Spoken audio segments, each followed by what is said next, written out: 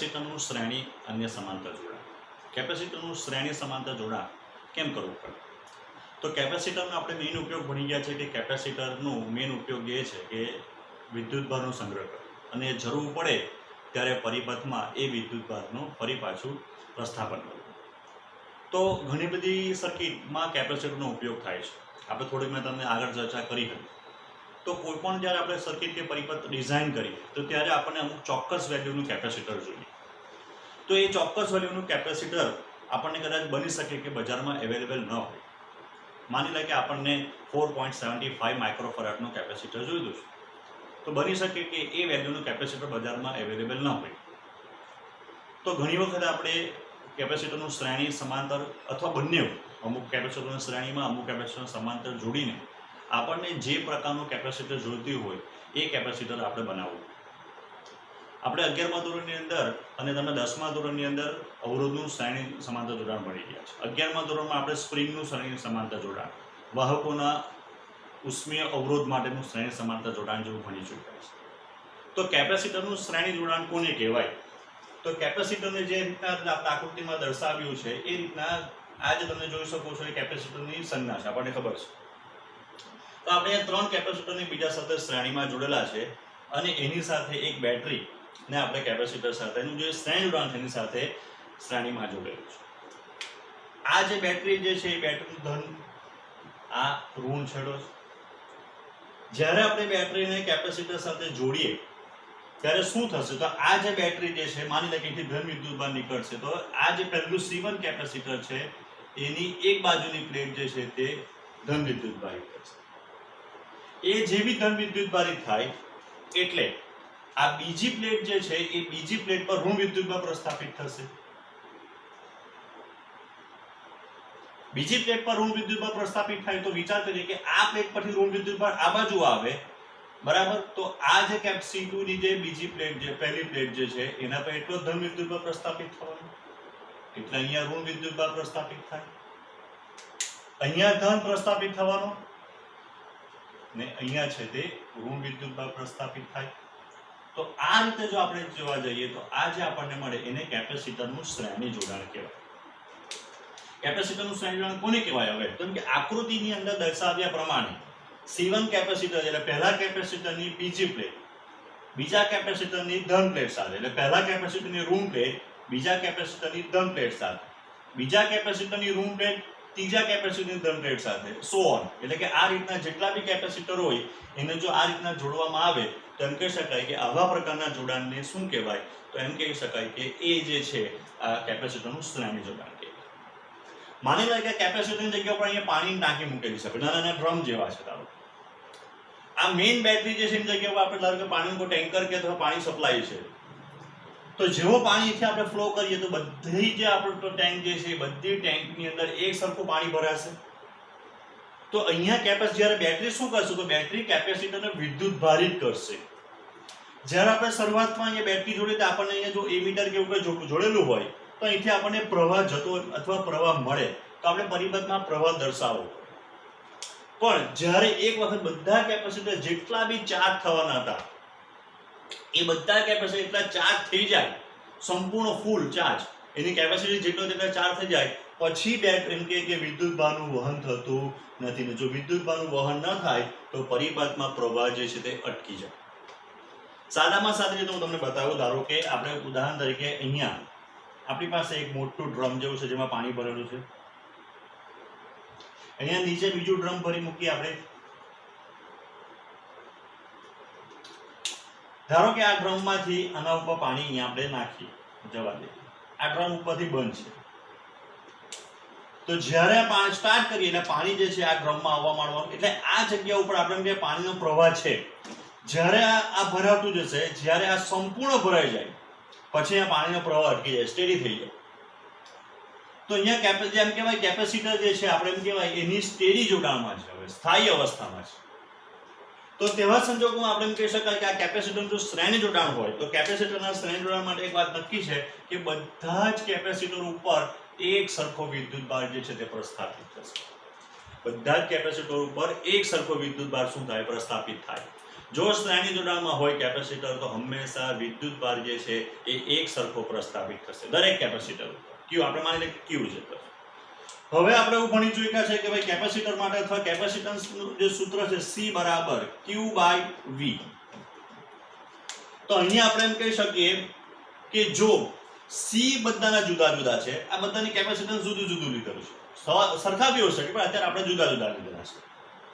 બધા પર Q એક સરખો છે તો એનો અર્થ એમ થયો કે આ દરેક કેપેસિટરના બે છેડા વચ્ચે જે V છે, એટલે V એટલે કોણ? તો ધન અને ઋણ પ્લેટ વચ્ચે વિદ્યુત સ્થિતિમાનનો તફાવત. તો ધન અને ઋણ વચ્ચે વિદ્યુત સ્થિતિમાનનો તફાવત જે છે એ કેવો થઈ જશે? તો જુદો જુદો થશે. માની લઈએ આપણે કે આ પહેલું જે કેપેસિટર છે એની બે પ્લેટ વચ્ચે વિદ્યુત સ્થિતિમાન તફાવત કેટલો છે? V1 છે. આ બીજી પ્લેટની વચ્ચે કે બીજા કેપેસિટર માટે એ જે તફાવત છે V2 જેટલો છે. ત્રીજા માટે કેટલો છે? V3 જેટલો છે. બરાબર છે. તો હવે આપણે એમ કહી શકાય કે જે આપણું C1 કેપેસિટર હતો તો C1 માટે શું લખાય? આપણી પાસે C1 માટે શું લખાશે? તો C1 માટે આપણી પાસે કેપેસિટર C1 છે, એના પર વિદ્યુતભાર Q જેટલો છે અને વિદ્યુત સ્થિતિમાન તફાવત V1 જેટલો છે. તો આપણી પાસે સૂત્ર જે છે કે ભાઈ C1 Q/V1. C2 માટે C2 બરાબર Q/V2.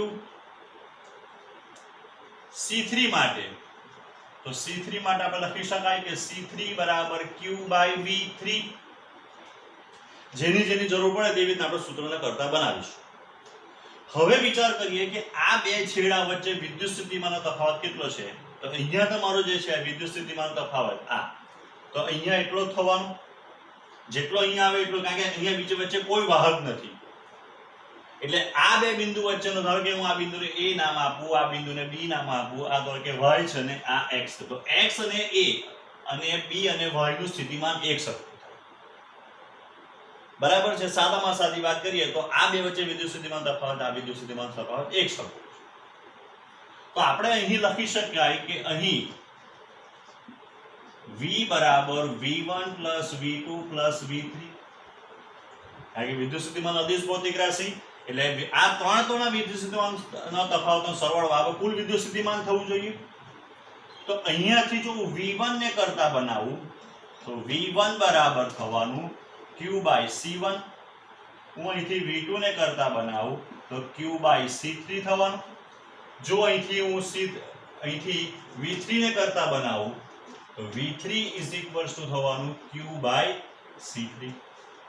આ જે સમીકરણ મળ્યું એ સમીકરણમાં V1 V2 V3 ની કિંમત મૂકી દઈએ તો Q/C1 + Q/C2 + Q/C3. therefore V = Q common કાઢી દઈએ તો 1/C1 + 1/C2 + 1/C3. therefore V/Q = 1/C1 + 1/C2 + 1/C3. હવે જો આપણે એમ કહીએ કે સમતુલ્ય કેપેસિટન્સ એટલે શું, તો અત્યારે આપણું કેપેસિટર શું કામ કરતું છે? ત્રણ કેપેસિટર શું કામ કરે છે? તો ત્રણેય કેપેસિટર બેટરીમાંથી જે છે Q જેટલો વિદ્યુતભાર ખેંચે છે અને પોતાનામાં સંગ્રહ કરે છે. તો આપણે એમ વિચાર કરીએ કે આપણે કોઈ એક એવું કેપેસિટર બનાવીએ કે જે કેપેસિટર જે છે એ કેપેસિટર એક બેટરીને આપણે જોડીએ જેનું વિદ્યુત સ્થિતિમાનનો તફાવત જે છે તે આપણે કીધું V જેટલો છે. તો આપણો આ જે C જે છે કેપેસિટર એ આ ત્રણનું જો સમતુલ્ય હોય તો હવે એ પણ શું કરશે? તો બેટરીમાંથી Q જેટલો વિદ્યુતભાર પોતાના પર સંગ્રહ કરશે. તો આ કેપેસિટર માટે શું લખી શકાય? તો આ બે વચ્ચે વિદ્યુત સ્થિતિમાન તફાવત તો V જેટલો થવાનો, Q જેટલો વિદ્યુતભાર સંગ્રહ પામેલો છે. તો હવે આપણે કહી શકાય કે therefore C બરાબર Q/V અથવા V/Q = 1/C. પણ આપણે V/Q બરાબર તો સાબિત કર્યું છે. સમીકરણ ધારો કે આ એક આપેલું હતું તો સમીકરણ 1 માં આપણને શું મળશે? તો સમીકરણમાં 1 માં બરાબર આપણે V/Q બરાબર 1/C1 + 1/C2 + 1/C3. તો therefore હવે કહી શકાય કે 1/C બરાબર 1/C1 + 1/C2 + 1/C3. એટલે જો તમારે સમતુલ્ય કેપેસિટન્સ જોઈતું હોય, હવે આ 3 કેપેસિટર તમે કાઢી નાખો અને 3 કેપેસિટરની જગ્યા ઉપર કોઈ એક જ કેપેસિટર જોડો, જે આ ત્રણેય કેપેસિટરના શ્રેણીનું સમતુલ્ય હોય, તો સમતુલ્ય કેપેસિટન્સ તમને સૂત્ર મળશે 1/C1 1/C બરાબર 1/C1 વત્તા 1/C2 વત્તા 1/C3. તો આ રીતે આપણે શું કરી શકીએ, તો સમતુલ્ય કેપેસિટન્સ શ્રેણી જોડાણ માટે શોધી શકીએ. શ્રેણી જોડાણનું સમતુલ્ય કેપેસિટન્સ સૂત્ર આપણે આવી ગયા છે 1/C બરાબર 1/C1 વત્તા 1/C2 વત્તા 1/C3. જો 3 કેપેસિટર હોય તો હવે જો આપણે એમ વિચાર કરીએ કે જો n સમાન કેપેસિટર હોય, જે કેપેસિટર જે છે એ બધા સમાન હોય, એટલે કે આપણે એમ કહી શકાય કે ભાઈ C1 બરાબર C2 બરાબર C3 બરાબર C. તો આપણે એમ કહી શકાય કે સમતુલ્ય કેપેસિટર, અહીંયા શ્રેણી માટે સિરીઝનું 1CS લખું, તમે ધારો કે અહીંયા લખો તો અહીંયા પણ લખી શકાય. તો ઇઝ ઇક્વલ ટુ થવાનું 1/C વત્તા 1/C વત્તા 1/C. તો therefore 1/CS બરાબર થવાનું 3/C. તો CS એટલે કે સમતુલ્ય કેપેસિટર C/3. તો આપણે એમ કહી શકાય કે અહીંયા 3 સમાન છે, આપણે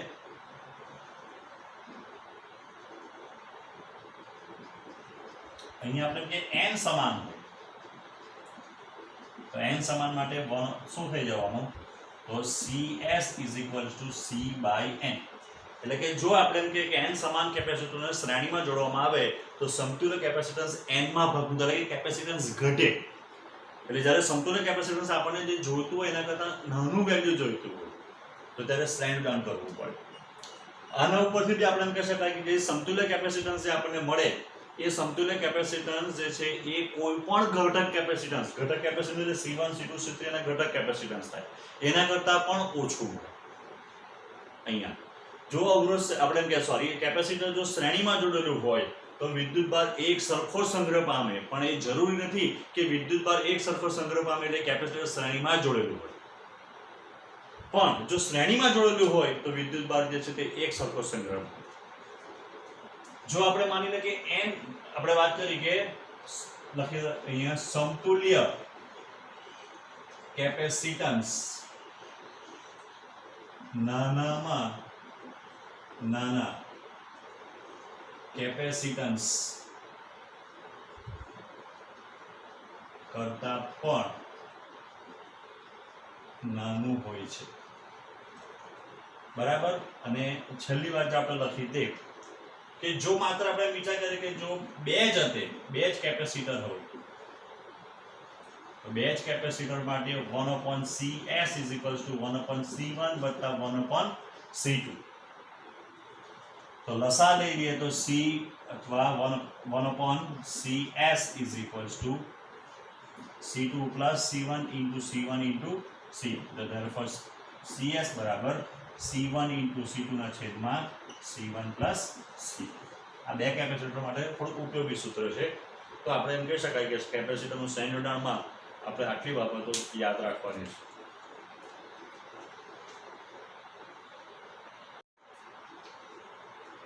કેપેસિટરનું સમાંતર જોડાણ. આગળ આપણે શ્રેણી જોડાણ જોઈ ગયા છે. તો કેપેસિટર જે 3 કેપેસિટર હતા C1 C2 અને C3 એને કંઈક આ રીતે હવે જોડેલા છે. દેખાવ મહત્વનું નથી, ઇમ્પોર્ટન્ટ વસ્તુ શું છે કે કેપેસિટરનું શ્રેણી સમાંતર જોડાણની અંદર ફરક શું છે, ડિફરન્સ. તો જો પહેલા એવું હતું કે એક કેપેસિટરની બીજી પ્લેટ અથવા કોઈ એક પ્લેટ બીજા કેપેસિટર સાથે બીજી પ્લેટ સાથે, એટલે કે ધારો કે એક કેપેસિટરની ઋણ પ્લેટ હતી તો બીજા કેપેસિટરની ધન પ્લેટ હતી. જો આ રીતનું જ્યારે જોડાણ હોય તો શ્રેણી જોડાણ કહેવાય. અહીંયા જે કેપેસિટર જોડેલા છે તો ધારો અહીંયા આપણે જે સમાંતર જોડાણ છે તો જે જોડાણ કરેલું છે એની સાથે 20 વોલ્ટની બેટરી જોઈન કરેલી છે, જે આગળ આપણે જોઈન કરી લીધી હતી. તો હવે આ બધા કેપેસિટરની જે પ્લેટ જે છે એ તમે જોઈ શકો કે 20 વોલ્ટની બેટરીના ધન છેડા સાથે છે, એટલે કે આ બધા જ કેપેસિટરની આ પ્લેટ જે છે એ ધનભારિત થવાની.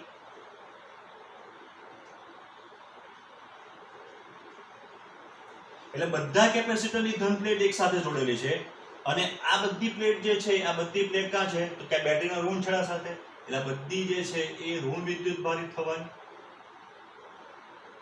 તો જો એમ કહેવાય કે કેપેસિટર જે જોડેલા હોય એ બધા કેપેસિટર જે છે એ બધા કેપેસિટર માટે આપણે વિચાર કરીએ કે બધા કેપેસિટર ની ધન પ્લેટ એક સાથે જોડેલી હોય અને ઋણ પ્લેટ એક સાથે જોડેલી હોય તો કેપેસિટરના આવા જોડાણને સમાંતર જોડાણ કહેવાય. હવે જો આપણે એમ કહી શકાય કે આ બે બિંદુ વચ્ચેનું વિદ્યુત સ્થિતિમાન તફાવત V હોય તો આ બે બિંદુ વચ્ચેનું વિદ્યુત સ્થિતિમાન તફાવત પણ શું થવાનું, એટલે કે કેપેસિટરના બધી જે કેપેસિટર છે, બધા જ કેપેસિટર છે, એ બધા જ કેપેસિટરની બે પ્લેટ વચ્ચે વિદ્યુત સ્થિતિમાનનો તફાવત જે છે એ વિદ્યુત સ્થિતિમાન તફાવત V જેટલો અને સમાન થવાનો. શ્રેણી જોડાણની અંદર શું સમાન થતું હતું, તો શ્રેણી જોડાણની અંદર બધા જ કેપેસિટર પરનો વિદ્યુત ભાર જે સમાન થતો હતો, જ્યારે અહીંયા કેપેસિટર જે હતા જે સમાંતર જોડેલા છે તો સમાંતર બધા સમાંતર કેપેસિટર માં વિદ્યુત સ્થિતિમાન તફાવત અથવા બે છેડા વચ્ચે કે બે પ્લેટ વચ્ચે વિદ્યુત સ્થિતિમાનનો તફાવત જે છે એક સરખો થાય, સમાન થાય V જેટલો. હવે આપણે વિચાર કરીએ કે આપણી પાસે સૂત્ર છે C બરાબર Q/V. તો કેપેસિટર માટે વિચાર કરીએ તો કેપેસિટર માટે આપણે જોઈ ગયા કે જો C બધાનું જુદું જુદું છે, V સમાન છે, તો એનો અર્થ એમ થયો કે Q કેવો હોવો જોઈએ, જુદો જુદો હોવો જોઈએ. એટલે જ્યારે અહીંયાથી બેટરીમાંથી વિદ્યુતભાર નીકળે ત્યારે શું થાય, તો ત્યારે જે પ્રકારની જેવી કેપેસિટી એવો વિદ્યુતભાર શું થાય, તો અલગ અલગ કેપેસિટર ઉપર વહેંચાય. માની લે કે આ Q1 જેટલો પર, આના પર Q2 જેટલો અને આના ઉપર Q3 જેટલો વિદ્યુતભાર જે છે તે શું થાય, તેમ કે સંગ્રહ પામે. એટલે જેની જેવી કેપેસિટી તેવું આપણે એમ કહીએ કે વિદ્યુતભાર જે છે એ એમ કે એના ઉપર શું થાય, તેમ કે ભેગો થાય કે સ્ટોરેજ થાય. બીજી વાત, અહીંયા જે આપણે આગળના જે સૂત્ર આવતું હતું એના માટે બી આપણે જોવા જઈએ તો આગળનાની અંદર જે શ્રેણી જોડાણમાં હતું તો તેમાં Q સમાન હતો તો C proportional to 1/V થાય. વિદ્યુત સ્થિતિમાન અને કેપેસિટર વચ્ચે એટલે શ્રેણી જોડાણ માટે જે સૂત્ર આવે કોના માટે, શ્રેણી જોડાણ માટે, તો C proportional to V થાય. સમાંતર જોડાણ માટે શું થવાનું, તો સમાંતર જોડાણ માટે V સમાન થવાનો, તો સમાંતર જોડાણ માટે એમ કહી શકાય કે C proportional to Q. એટલે અહીંયા આપણે જે વિચાર કર્યો કે બધા જ કેપેસિટર જે છે બધા કેપેસિટર પર જુદો જુદો વિદ્યુતભાર જે છે એ સંગ્રહાય. જેની જેટલી કેપેસિટી વિદ્યુતભાર સંગ્રહાઈ ગયા પછી આપણે આગળ ચર્ચા કરી ગયા તે પ્રમાણે પરિપથ એની સ્થાયી સ્થિતિમાં આવી જાય. સ્થાયી સ્થિતિમાં આવી જવું એનો અર્થ એવો થાય કે કેપેસિટર પર જેટલો વિદ્યુતભાર સંગ્રહ કરવાનો હતા એ બધા જ કેપેસિટર એટલો વિદ્યુતભારનો સંગ્રહ કરીશું. હવે જે આપણું મેઇન સૂત્ર છે C બરાબર Q/V પરથી જો આપણે લખીએ તો C1 માટે આપણે શું લખવું પડે, તો C1 માટે આપણે લખી શકીએ કે C1 બરાબર Q1/V. C2 માટે Q2 બરાબર Q2/V. C3 માટે C3 બરાબર Q3/V. બરાબર. હવે આપણે એવું કહી શકીએ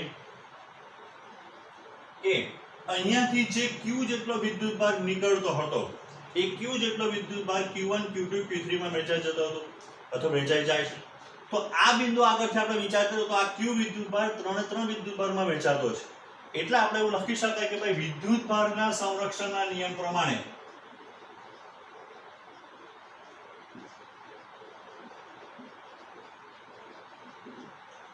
Q બરાબર Q1 plus Q2 plus Q3 થવાનું. જે આગલા થિયરી અંદર V બરાબર V1 plus V2 plus V3 થતું હતું. તો હવે આપણે એવું કહી શકાય કે Q જે છે Q1 plus Q2 plus Q3 થવાનું. હવે એનો અર્થ એમ થયો કે અહીંયાથી જો Q1 ને કરતા બનાવ્યો Q1 બરાબર C1V, અહીંયાથી Q2 ને કરતા બનાવ્યો તો Q2 બરાબર C2V, Q3 ને કરતા બનાવ્યો તો C3 into V. તો Q1 is equals to C1V plus C2V plus C3V is equals to Q. તો Q કોમન નીકળી જવાનો, Q બરાબર V કોમન નીકળવાનો V C1 plus C2 plus C3. Therefore Q by V is equals to C1 plus C2 plus C3. તો હવે જો સમતુલ્ય કેપેસિટન્સનો વિચાર કરીએ, સમાંતર જોડાણનું સમતુલ્ય કેપેસિટન્સ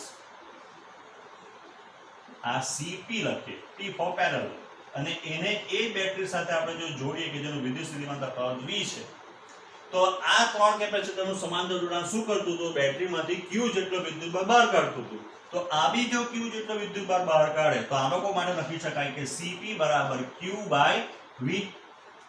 તો એનો અર્થ એમ થાય કે Q/V બરાબર આપણે સાબિત કર્યું C1 plus C2 plus C3.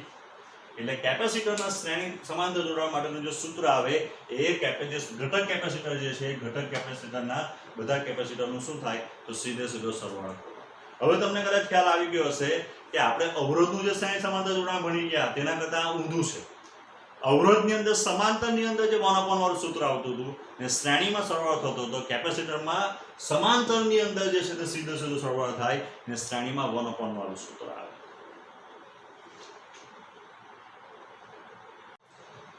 સમાંતર જોડાણ માટે આપણે જોઈએ તો સમાંતર જોડાણ માટે સમતુલ્ય કેપેસિટન્સનું સૂત્ર આપણે તારવી ગયા છે CP બરાબર P for parallel C1 + C2 + C3 એટલે બધા કેપેસિટન્સનો સરવાળો થાય. જો n કેપેસિટર હોય તો CP બરાબર C1 + C2 + C3 up to Cn સુધી. જો n સમાન કેપેસિટરને લેવામાં આવે, બધા કેપેસિટર સમાન હોય તો શું થશે તો CP બરાબર C + C હોય એમ n ટાઈમ્સ, તો એ થઈ જવાનું n × C. એટલે કે જો આપણે સમાંતર જોડાણમાં સમતુલ્ય કેપેસિટન્સ જોઈતું હોય, બધા કેપેસિટર સમાન હોય તો સમતુલ્ય કેપેસિટન્સ તે n ગણું થાય. જ્યારે શ્રેણી જોડાણમાં n માં ભાગનું થતું હતું, અહીંયા n ગણું થાય. સમતુલ્ય કેપેસિટન્સ મોટામાં મોટા કેપેસિટન્સ જે હોય, જે મોટામાં મોટું કેપેસિટન્સ જે હોય એના કરતાં પણ કેવું મળે મોટું. ઉદાહરણ તરીકે આપણી પાસે ધારો કે C1 બરાબર 1 માઇક્રોફેરાડ, C2 બરાબર 2 માઇક્રોફેરાડ અને C3 બરાબર જે છે તે આપણે કહેવાય 3 માઇક્રોફેરાડ છે. તો આનું પહેલા આપણે CP શોધીએ. CP એટલે સમાંતર જોડાણ. તો C1 + C2 + C3 તો 1 + 2 + 3 = 2. તો આપણે કહી શકાય 6 માઇક્રોફેરાડ. તો મોટામાં મોટું આ કયું હતું તો મોટામાં મોટું 3 જે છે એના કરતાં પણ વધારે મોટું હોય. જો આપણે CS શોધતે, CS એટલે કે સમતુલ્ય કેપેસિટન્સ 1/CS સૂત્ર આપણે શ્રેણી જોડાણ માટે તો 1/C1 + 1/C2 + 1/C3 તો 1/1 + 1/2 + 1/3 6 લસાવવાનું એટલે 6 + 3 + 2/6. તો therefore 1/CS = 11/6 તો CS બરાબર 6/11 એટલે કે આ 0.5 સમથિંગ થવાનું બરાબર. જે નાનામાં નાનું હતું 1 એના કરતાં નાનું આવ્યું. કોના માટે? શ્રેણી જોડાણ માટે. સમાંતર જોડાણ માટે તો મોટામાં મોટું કરતાં બી કેવું આવ્યું? મોટું આવ્યું.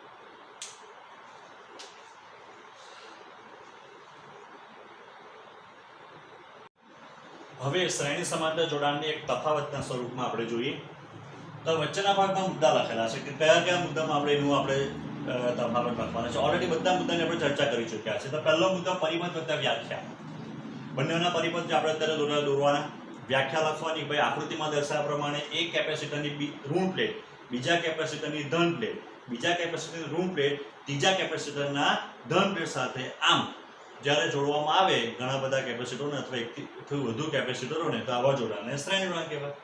જ્યારે બધા જ કેપેસિટરની ધન પ્લેટ અને બધાને સાથે જોડી અને બધા જ કેપેસિટરની ઋણ પ્લેટ સાથે જોડી, આકૃતિમાં દર્શાવ્યા પ્રમાણે બધા જ કેપેસિટરની ધન પ્લેટ અને બધા જ કેપેસિટર ઋણ પ્લેટને સાથે જોડતા બનતી રચનાને સમાંતર જોડાણ કહેવાય.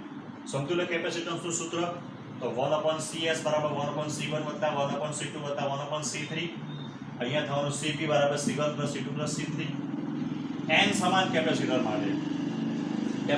માટે તો n સમાન કેપેસિટર માટે શું આવશે તો અહીંયા થવાનું n માં ભાગનું, અહીંયા થવાનું n. સમતુલ્ય કેપેસિટન્સનું મૂલ્ય તો સમતુલ્ય કેપેસિટન્સનું મૂલ્ય આપણે જોઈ ગયા છે કે નાનામાં નાના ઘટક કેપેસિટર કરતાં પણ નાનું ને આની અંદર મોટામાં મોટા ઘટક કેપેસિટન્સ કરતાં પણ કેવું થાય? મોટું. તો આ રીતે અમે 4 મુદ્દાને જે છે એ ધ્યાનમાં રાખીને સમાંતર અને શ્રેણી જોડાણના તફાવત જે છે એ તૈયાર કરી શકો. હવે કેપેસિટરમાં સંગ્રહાતી ઉર્જા. કેપેસિટરમાં ઉર્જા કેવી રીતે સંગ્રહાય તે સૌથી પહેલા જોઈએ. આપણે કેપેસિટર છે, માની લે કે અહીંયા બે પ્લેટ છે, એક પ્લેટ નંબર 1 બીજી પ્લેટ 2. અત્યારે પ્લેટ 1 ઉપર Q' અને પ્લેટ 2 જે છે એના પર -Q' જેટલો વિદ્યુતભાર છે. આ બે પ્લેટની વચ્ચે જે વિદ્યુત સ્થિતિમાનનો તફાવત જે છે તે V' છે. હવે આપણે એમ કહી શકાય કે ધારો કે આ જે કોઈ પ્લેટ હોય અહીંયા, તો એ પ્લેટ ઉપર ધન અને ઋણ વિદ્યુતભાર ધારો કે બંને છે. આ ધારો કે બીજી પ્લેટ છે, તો આપણે આ ધન વિદ્યુતભારને આ બાજુ લાવીએ કોઈક રીતે તો ઋણ આ બાજુ ધન આવવાનું અને આ બાજુ ઋણ વિદ્યુતભાર ખુલ્લો પડવાનો.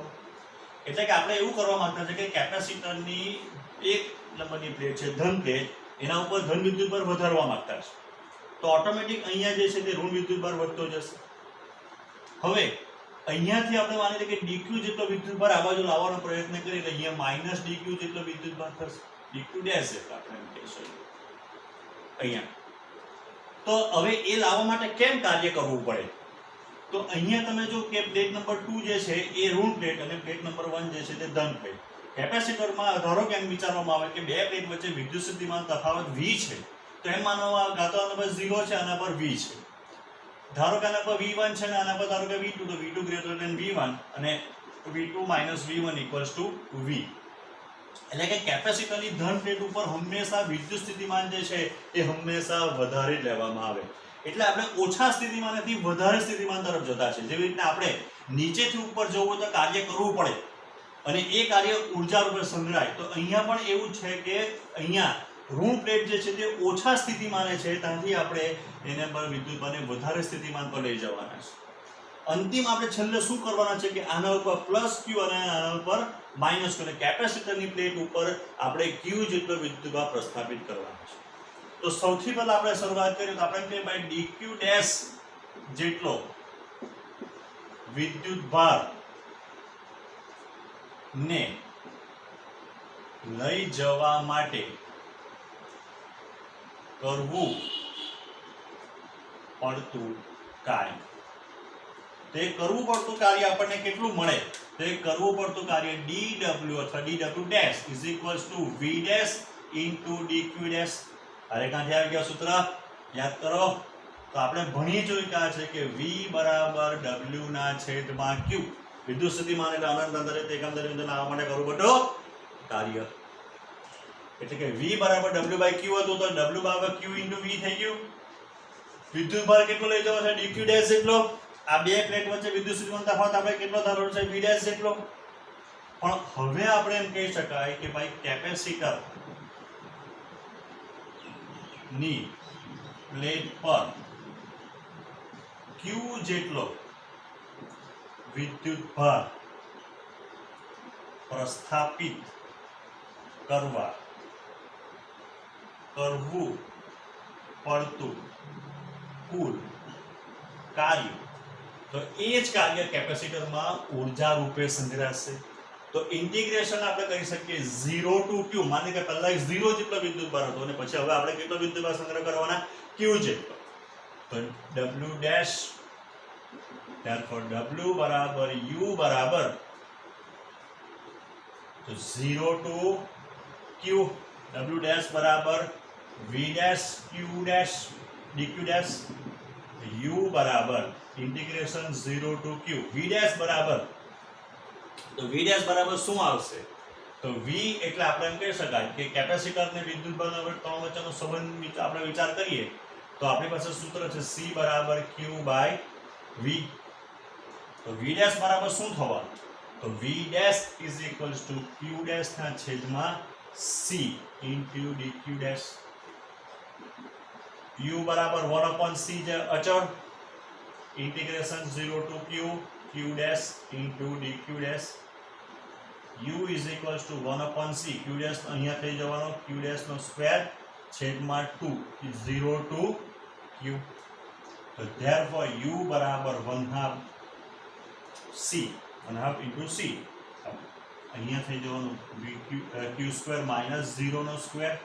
તો આપણને જે ફાઇનલ સૂત્ર મળવાનું છે u બરાબર 1/2 q સ્ક્વેર બાય c. કેપેસિટરમાં સંગ્રહાતી ઉર્જાનું સૂત્ર u બરાબર 1/2 q સ્ક્વેર બાય c.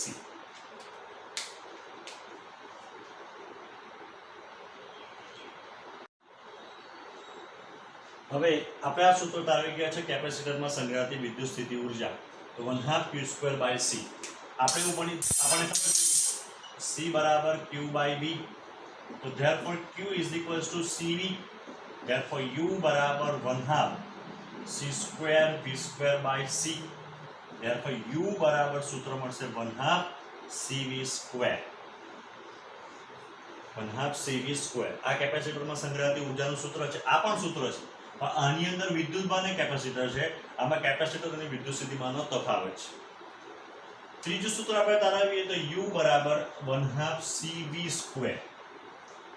આમાં Q ને C આવી ગયો, આમાં C ને V આવી ગયું, બરાબર છે. એટલે બંને જે આમાં સૂત્રમાં કોણ C છે. હવે C નો લોપ કરીએ તો અહીંયા U બરાબર 1/2, C બરાબર કયું સૂત્ર છે તો Q/V ઇન્ટુ V². તો U બરાબર આપણને સૂત્ર મળશે 1/2 QV. આટલું સૂત્ર મળશે, બરાબર છે. એકદમ એક જ સેકન્ડમાં સૂત્ર તારો હોય તો કેવી રીતના તારવી શકાય કે માની લે કે આ કેપેસિટર જે છે, પહેલા કોઈ વિદ્યુતભાર નથી એટલે વિદ્યુત સ્થિતિમાન કેવું થઈ ગયું V1 બરાબર 0. બીજી વખત વિદ્યુત સ્થિતિમાન કેટલું થઈ ગયું ધારો કે V જેટલું. જ્યારે એના ઉપર વિદ્યુતભાર આવી ગયો, જ્યારે એના ઉપર વિદ્યુતભાર આવી જાય ત્યારે એનો ધારો કે વિદ્યુત સ્થિતિમાન V થઈ, તો સરેરાશ વિદ્યુત સ્થિતિમાન કેટલું આવી ગયું તો V1 વત્તા V2/2 એટલે કે V/2.